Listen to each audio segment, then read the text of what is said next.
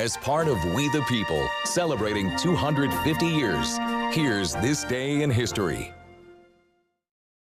We are continuing our We the People series, and that includes talking about this day in history, a special day for the Girl Scouts, Charlie. Yeah, on this day, March 12th, back in 1912, the first meeting was held for the Girl Guides of America, what would eventually become the Girl Scouts.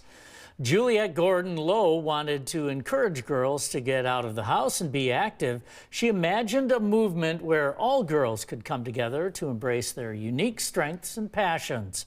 Her first meeting was in Savannah, Georgia, and with 18 girls. News of the Girl Guides quickly spread, and by the next meeting, 108 girls had signed up. By the year 1915, the organization had grown to include 5,000 girls.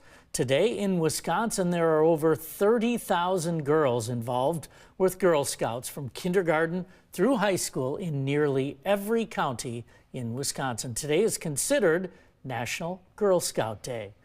That's This Day in History for March 12th. Yeah, I was a Girl Scout. Great I organization. never was. You never were? No. Well, couldn't get in, huh? No.